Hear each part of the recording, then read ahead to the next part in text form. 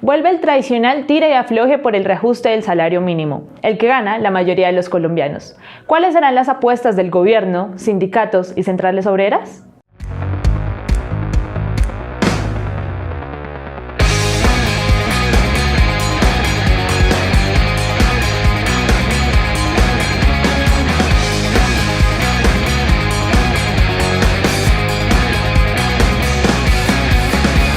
Para analizar cómo se va a dar esta puja sobre el incremento salarial, estamos con Gustavo Velosa, nuestro editor económico, que nos va a explicar cuáles son las apuestas del gobierno frente a este tema.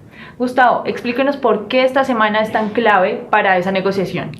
Bueno, esta semana y a partir de hoy se reúne la subcomisión de productividad. Ellos tienen que definir ya junto con el Ministerio de Hacienda y el Banco de la República cuál fue el índice de productividad industrial, que es el que finalmente va a marcar el derrotero, digamos, del incremento salarial. Ya una vez, digamos, que se defina el índice de productividad, se va a añadir a la propuesta que tiene tanto gremios como sindicatos del aumento salarial. Los gremios, por ejemplo, han solicitado un 10% de incremento, mientras que muchos gremios han dicho que más allá del 4% no se puede hacer el incremento. Gustavo, teniendo en cuenta esos incrementos que proponen varios sectores y pues desde su punto de vista económico, ¿cuál será el incremento que se espere para el próximo año, teniendo en cuenta la inflación y otros datos relevantes? Bueno, hay que tener en cuenta que en los últimos años se ha presentado este incremento por decreto. El año pasado no, pero los dos anteriores se presentaron por decreto. Ellos tienen que en cuenta sobre todo la cuestión de inflación. Para este año se proyecta una inflación del 3.2, 3.3 máximo.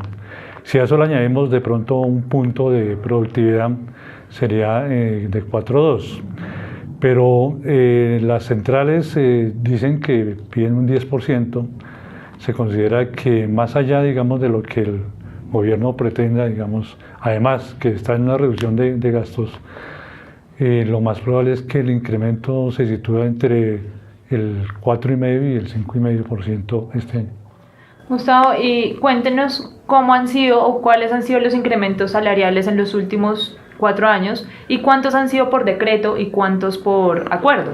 Bueno, en los últimos 4 años se han presentado 3 por decreto. El año pasado fue mediante acuerdo, que fue de 5.9. Los dos anteriores, tanto el 2016 como el 2015, fueron del 7%, que también fueron por decreto. Y en el 2015 fue de 4.6, también mediante decreto. Entonces, lo que pasa es que esto tiene unas variables que a veces el gobierno, al no haber, digamos, un acuerdo, digamos, entre sindicatos y empresarios, pues finalmente los llama para que definir un incremento salarial, pero ese lo fija el gobierno por decreto.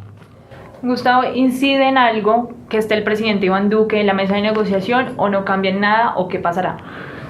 Bueno, el gesto del presidente Iván Duque para inaugurar, digamos, estas charlas, digamos, o debates entre sindicatos y empresarios fue bienvenido, ¿no? Pero a la larga no va a incidir en lo que decía la mesa de concertación.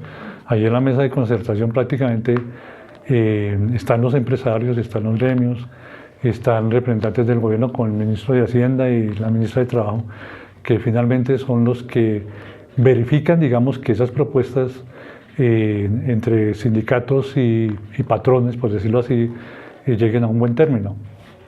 Bueno, Gustavo, muchas gracias. Esta puja apenas comienza, esta negociación apenas comienza y cabe recordar que el próximo 15 de diciembre es el último plazo para que se conozca cuál será esta cifra de incremento salarial. Ahí hay una cuestión importante de notar que si no se llega a ningún acuerdo, digamos, antes del 15 de diciembre, por decisión de la mesa se podría prolongar, digamos, otros días, ¿sí? Pero el plazo máximo, digamos, para que el gobierno finalmente decrete el incremento va hasta el 31 de diciembre. Listo, Gustavo, muchas gracias por la aclaración. A ustedes los invitamos a seguir esta nueva sección del Nuevo Siglo desde la redacción.